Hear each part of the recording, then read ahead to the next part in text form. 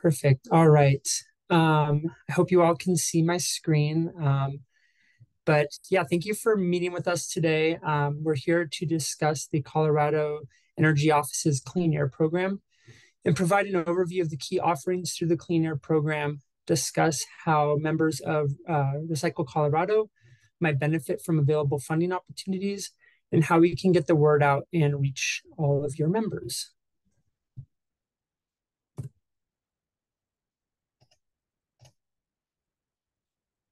And so just a quick agenda for today. I'll go over the program as a whole, and then I'll dive in a little bit deeper into the two-pronged approach that the program offers. And this includes the technical assistance offering and the Clean Air Program grant offering. And then we'll conclude with a Q&A. So kicking things off, just introducing the key program personnel.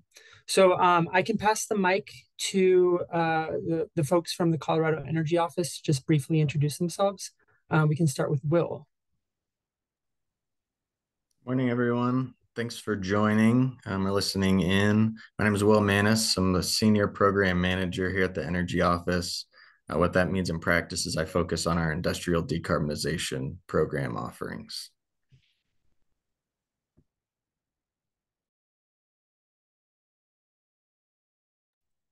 Hello, I'm Libby Lee, and I'm a program manager at the Colorado Energy Office as well. I am going to be taking over the Clean Air program that we are learning about today, and then I also run the Cannabis Resource Optimization program in the Colorado Energy Office. And so just a little bit of information on the Colorado Energy Office. The Colorado Energy Office is a non-regulatory state agency that is overseeing the Colorado Clean Air program.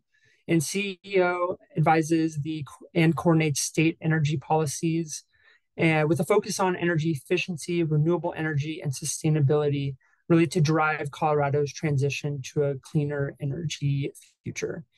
And then from my team, I work for Clear Result, and we are an experienced energy and engineering consulting firm that is serving as the contracted administrator for the Clean Air program. So what that means is Clear Result engineers provide electrical, chemical, and engineering support services to participants in the technical assistance offering, which I'll go into a little bit more detail down the road of this presentation. And then in addition to that, overall program support, which includes, talking and getting the word out to potential applicants. So from our team, we have Ben Maddock, who I do not believe is on the call today, but he's really leading the effort from our team. Myself, Colin Mateer, I'm a decarbonization consultant.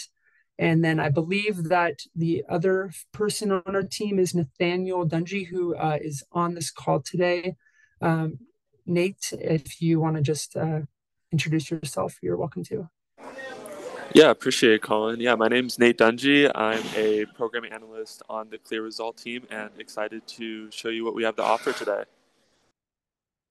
Great, thank you. And then also from our team, we have Nikki Bruman, Decarbonization Associate, and Brian Baker, Engineering Supervisor, although not everyone from our team is on the call today. So just a quick overview of what we would like to accomplish today. We'd like to provide a clear understanding of the Clean Air Grant Program, including its purpose, eligibility criteria, benefits, and significance within the recycling and waste management industry. Then discuss project and funding opportunities that are available to potential participants. And then really we'd like to drive participation and sustainable innovation within your industry by enabling members of Recycle Colorado, including those who are in attendance today and those who might be listening after the fact, really enabling them to reap the benefits available to them through the Clean Air program. And so the Clean Air program was authorized by Senate Bill 22-193. This is the Air Quality Improvements Investment Act, which was signed into law June 2nd, 2022. And this authorized the Colorado Energy Office to implement a $25 million industrial and manufacturing air pollutant reduction program. And so what this does is it provides financial assistance for turnkey services that help organizations identify and implement voluntary industrial and manufacturing air pollutant emission reduction projects in the state of Colorado. And as I mentioned previously, there is a two-pronged approach. And so really the Clean Air Program achieves this goal in these two ways.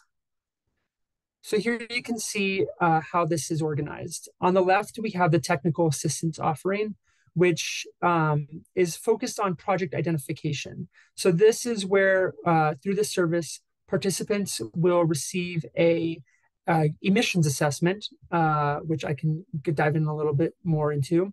And that will really identify potential projects and funding opportunities that the participant can take advantage of to increase energy efficiency and reduce greenhouse gas emissions. And then on the right, we have the CAP grant offering. So this is focused on project implementation. And through this offering, CEO will provide funds for actual project implementation and actually realizing some of those energy efficiency and greenhouse gas reduction opportunities through the implementation of various measures and or technologies. And so participants in the program enjoy the freedom to make decisions that best suit their needs. So there's no obligation to see an identified project through that is identified through the TAO or technical assistance offering. There's no obligation to see this project through to implementation, although we encourage participants to explore those opportunities. Once a participant has received their emissions assessment through the technical assistance offering and had a chance to discuss the findings, they can choose to conclude the process at that point and do nothing further, or they have the option to take the next step and apply for project funding, potentially through the Clean Air Program grant offering or other funding opportunities. The technical assistance offering and CAP grant offering are designed to work in harmony and complement each other. However, it's important to note that participants are not required to engage in both offerings. Participants can choose one path or the other or both based on their unique goals and priorities. However, the technical assistance offering is separate from the CAP grant offering in that it does not automatically qualify a facility for grant funding. It is merely a great way to identify eligible projects and funding opportunities and meet the technical requirements associated with grant offering applications.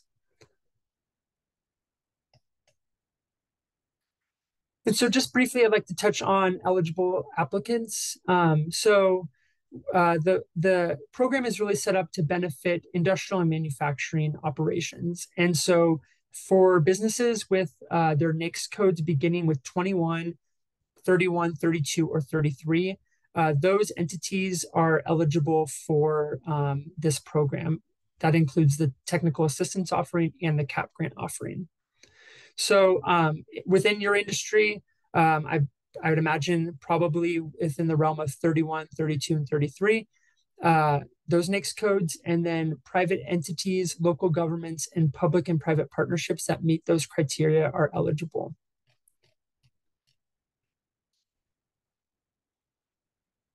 One more thing I also would like to mention is that in regards to applicant eligibility, it's important to emphasize that the technical assistance offering is designed to level the playing field and make these opportunities accessible to all industrial and manufacturing businesses, irrespective of their size.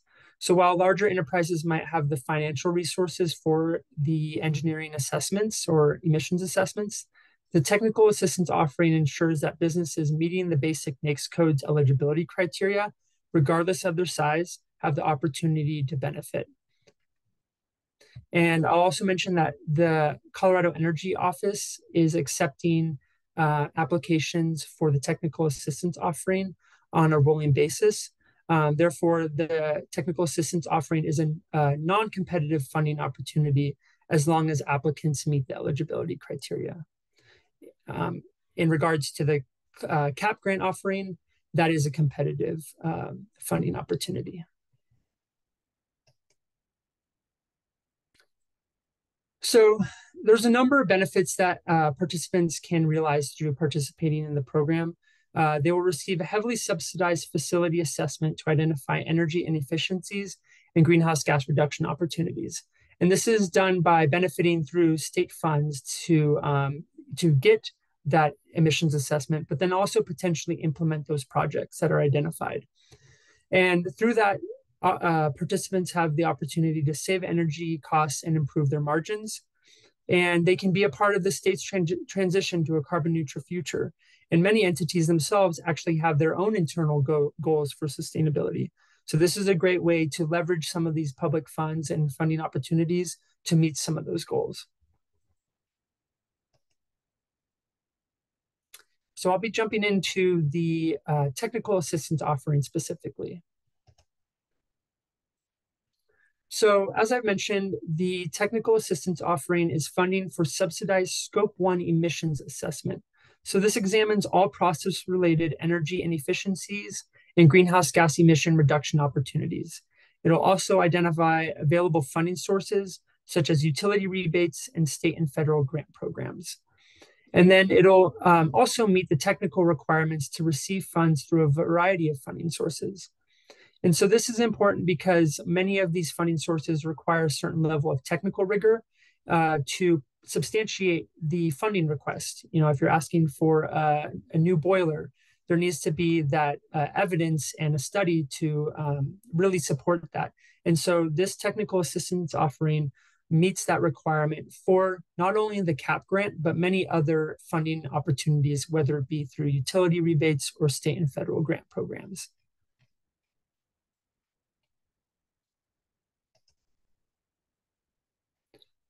So what is a TAO emissions assessment? It is really the first step in identifying measures to reduce energy consumption and greenhouse gas emissions by looking at where, when, why, and how energy is used. And so this assessment is comparable to an ASHRAE Level 2 audit. And so you can see here just really some of the outcomes of the technical assistance offering and what that final report that will be delivered to the participant will entail. And so this is really just the first step to identify potential projects and then, you know, funding sources to actually implement those projects. I'd like to just pause for a moment to also provide a little bit of information on what Scope 1 emissions entails. And so this is really the focus of the emissions assessment.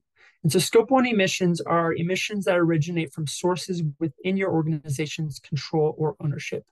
Examples include emissions from company-owned vehicles, on-site fuel combustion, and industrial processes directly managed by your company. What Scope 1 emissions does not entail is indirect emissions from generated sources such as purchased electricity or steam, and emissions from sources outside your organization's control, like those produced by suppliers or customers. So here you can see the 4 different kind of buckets that fit within Scope 1 emissions, and each of these represents potential opportunities that will be looked at through the technical assistance offering, depending on the specific circumstances and context of the facility.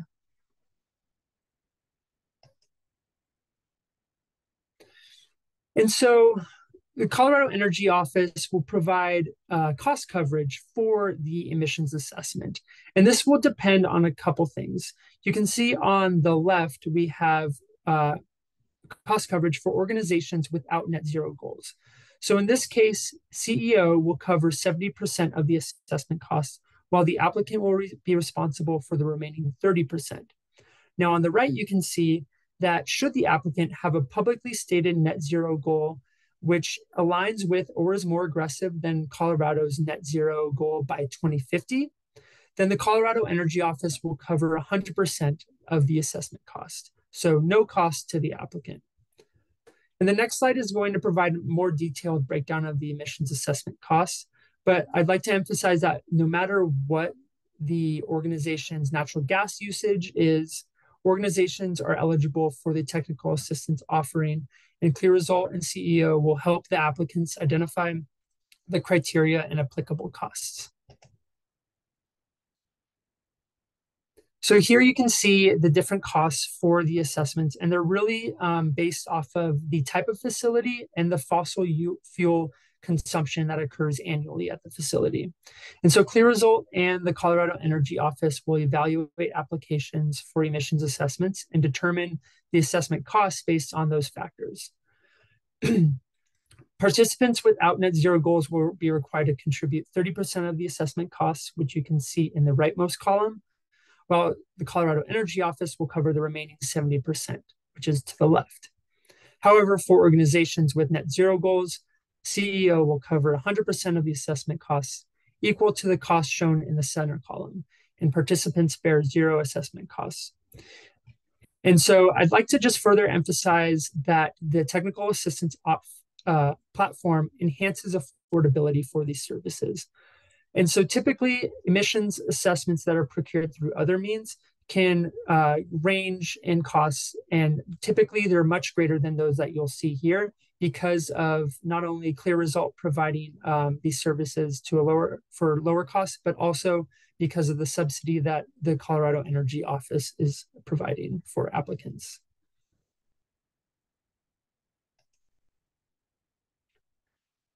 And so there are a couple of requirements for participants in the technical assistance offering. First is joining an introductory call to kickstart the engagement. Second is participating in an on-site visit alongside the engineer to provide firsthand insights into operations, equipment, and key personnel. And then second is providing all necessary utility costs and energy use data for the engineer's in-depth analysis. And lastly, engaging in a follow-up call to discuss the findings of the final report and collaborate on improvement strategies. And I'd also like to mention that your technical assistance offering assessment, those results will not be published publicly. However, they are subject to Colorado Open Records Act requirements if there is, in the unlikely event, a public information request for the program. To address any concerns participants may have about the confidentiality of their information, Clear Result engineers will work closely with the participants to clearly label any confidential information as such. And moreover, the emissions assessment is designed only to capture the essential information that is beneficial to the participant in and through the lens of energy and emissions, without divulging any proprietary information. So with that, I will transition to the CAP grant offering.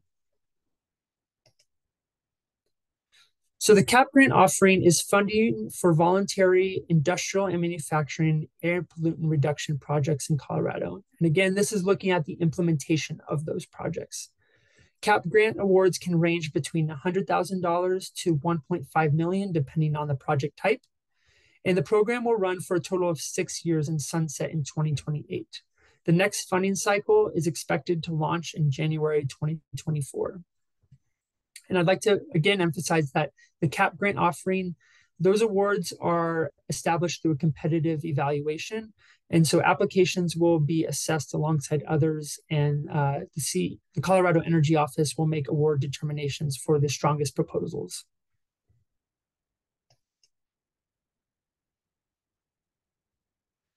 So projects that are eligible for funding through the CAP grant offering include industrial process changes that reduce air pollutant emissions, fossil fuel efficiency and fuel switching to lower carbon fuel sources.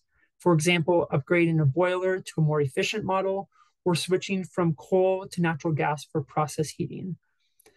And then when grid access is unavailable, renewable energy projects supporting strategic electrification or fulfilling some or all process heating requirements. And converting fossil fuel powered equipment processes to electric fuel sources, in other words, strategic electrification. And then under the second funding cycle, we also have carbon management projects which are eligible. So this includes carbon capture from industrial point sources, carbon sequestration or storage, carbon utilization, and direct air capture. And then lastly, we also have methane capture and destruction or flaring from coal mines and landfills. And I think that last one in particular will have some overlap within the industry. And so one thing I'd like to emphasize is that projects must be voluntary and additional. So a voluntary project is one that an applicant undertakes without being legally obligated by the state or federal laws or regulations to do so. If the applicant is subject to such requirements, they must show that the project's benefits exceed existing mandates or that the reductions will happen before the requirement takes effect. Additionally, a voluntary project must prove it goes beyond regular business practices and wouldn't have been done under normal circumstances. For example, replacing a piece of equipment which is within 3 years of the end of its useful life with a more efficient model wouldn't qualify.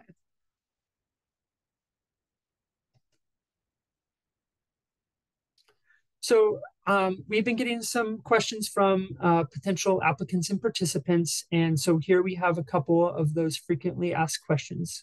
So to begin, will our participation in the TAO assessment require us to apply for the Clean Air Program grant funding? And so no, there is no obligation for applicants to apply for CAP grant funding after the TAO assessment is complete, although they are encouraged to do so. So this is kind of another example of it's really like a choose your own adventure opportunity. Does participation in the TAO assessment automatically grant us access to CAP grant funding? And so no, participating in the TAO assessment does not guarantee automatic awards under the CAP grant offering. Nevertheless, the TAO assessment delivers an essential engineering assessment conducted by a qualified engineer, which is a prerequisite for qualifying for CAP grant funding. And I'll also add that it is the prerequisite that is commonly seen for other funding sources as well. Is completing a TAO assessment a requirement for a facility to become eligible for CAP grant funding? No, the TAO assessment is one way of meeting the technical requirements for the CAP grant, and CEO's TAO offering is designed to facilitate access to these services, reducing barriers for participants. So with that, it is possible for entities and applicants for the CAP grant offering to provide an engineering assessment which is procured through means outside the technical assistance offering and completed by an engineering firm other than Clear Result. Although it is just a requirement to have that technical rigor, and the technical assistance offering is available and is supporting applicants by providing that technical rigor at a low cost. Will the results of our facilities TAO assessment be published publicly? I believe I addressed this already, but no, your TAO assessment results will not be published publicly. However, they are subject to Colorado Open Records Act requirement if there is a public information request for the program. And we have this QR code here, which will take you to the mailing list sign up. And so this is an opportunity to automatically receive updates on the program as they come out. And so you will be the first to know. So I'll just leave this on the screen for a second. You're welcome to take out your phone and take through the camera app, you are welcome to be directed to that sign up list.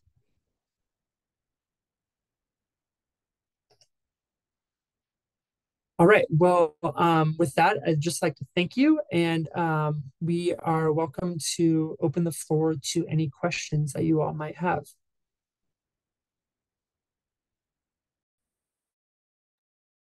Thank you, Colin. I would like to ask a clarifying question. On one of the slides, I thought the diagram said that without a publicly stated net zero goal, the participant pays 70% of the technical assistant, and technical assistance, what's the TAO offering? And the Colorado Energy Office pays for 30%. But then when you were discussing that, I thought I heard you reverse those numbers. Could you clarify which circumstance?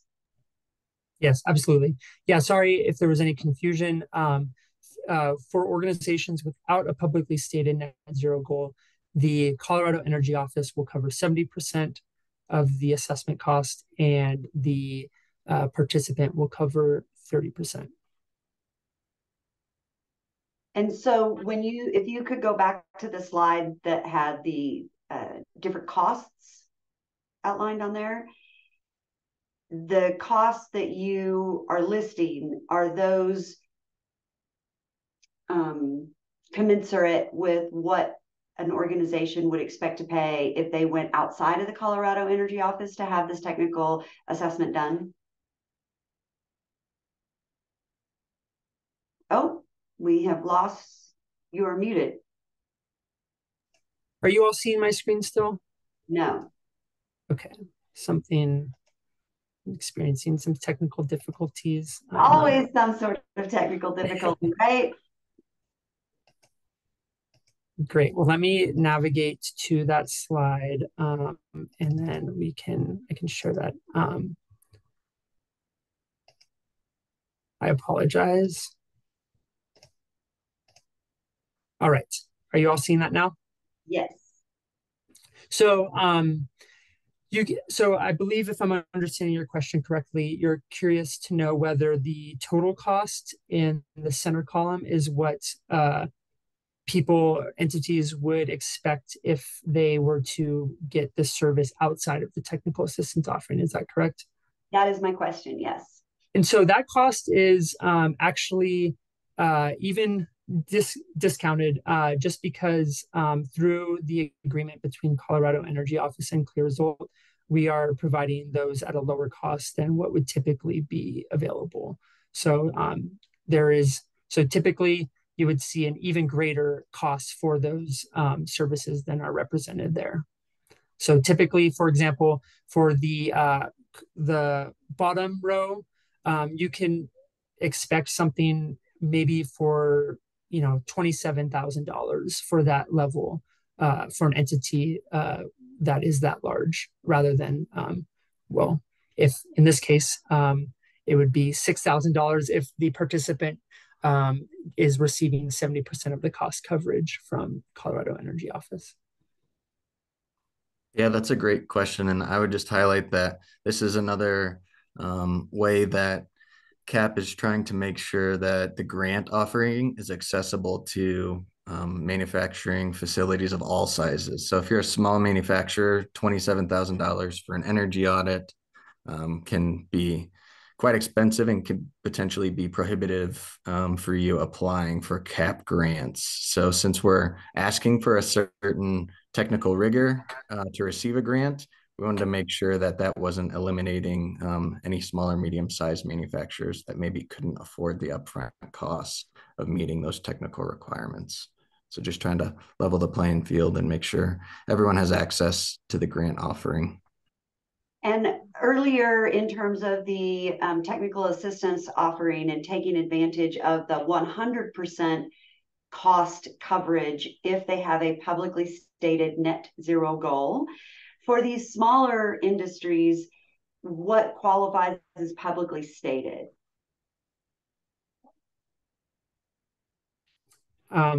Will, do you have any insight on that one there?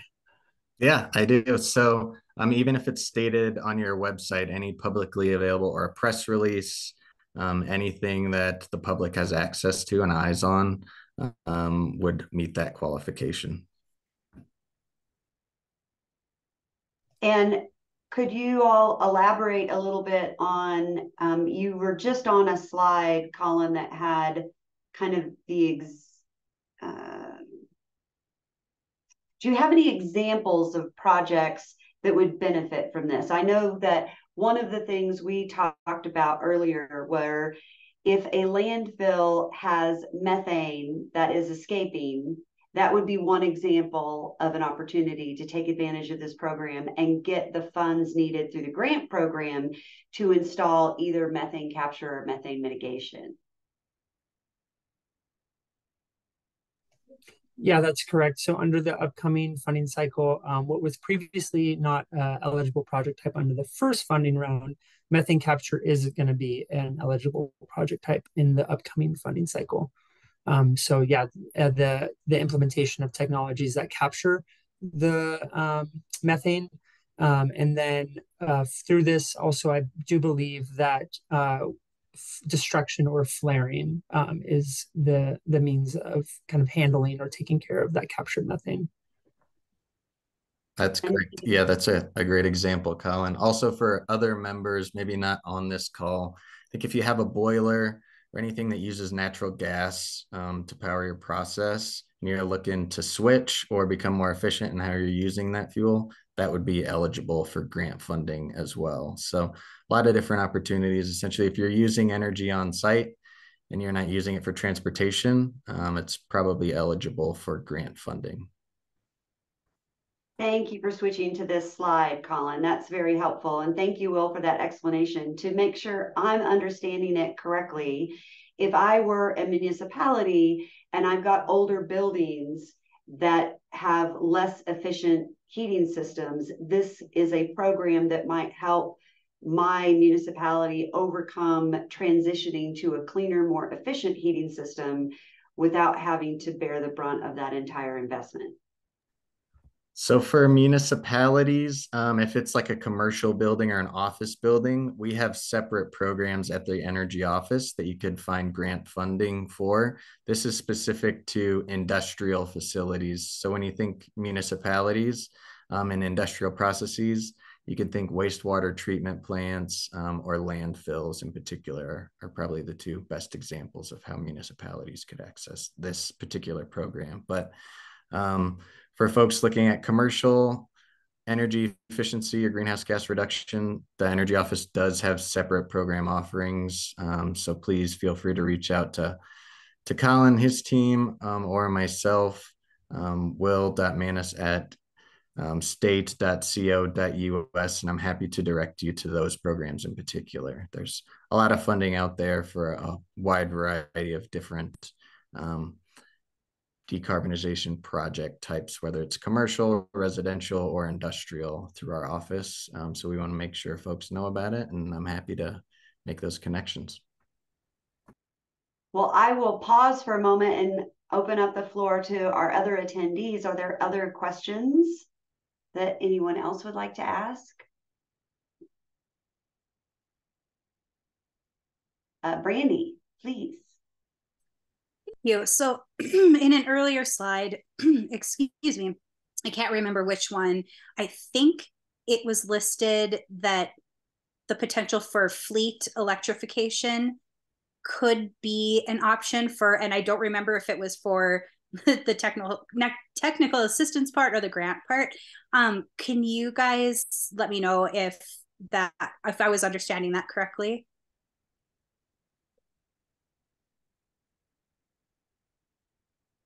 Oh, Colin, you're on mute, but we do see the slide now that lists fleet vehicles. Thank you. Thank you.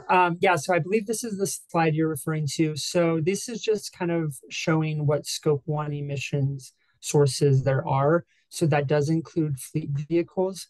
At this time, the CAP grant offering itself will not provide funding for vehicle electrification or transportation projects. But Will, do you know whether the technical assistance offering would cover the emissions from fleet vehicles or not? Not at this time, but Brandy, I'm happy to put you in touch. Like I mentioned earlier, we have a program for that. So for mobile combustion and fleet conversions, we do have specific programs that offer grant funding for those conversions. So I'm happy to put you in touch with the folks that run that program if that would be helpful. But under CAP, no, these are not eligible for funding. But okay, yeah, fantastic. Oh, sorry. Oh, no, I was just going to say, yeah, we do have a program for that, though. So I'm happy to get in touch after the webinar. If that'd be helpful, I'm happy to put my info in the chat, too, if you'd like to reach out. Yeah, that'd be great. Also, you guys kind of sound like Oprah, like, you get a program, you get a program. I love it. Yeah, I mean, there's a lot of state funding, there's a lot of federal funding, but it can be overwhelming at times. So half the battle is just making sure folks know what's out there, what they're eligible for. I think I would highlight that in particular as a great benefit of the CAP technical assistance offering. When we perform that assessment, we're highlighting essentially all funding that's out there for you. So utility rebates, the Clean Air Program grant funding, but also helping you sort through all that federal funding. There's a lot that passed over the past couple of years, but that's a blessing and a curse because there's a lot to figure out as well. So we'll help you sort through all of that and see where you can get funding for certain projects. Wonderful. Thank you so much. And I'll throw my email in the chat as well. Thank you. Any other questions?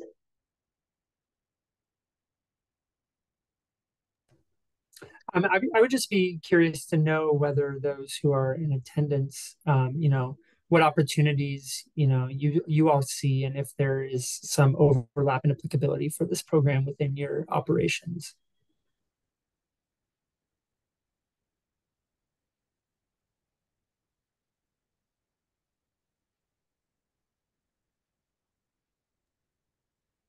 Or we can also touch base offline as well.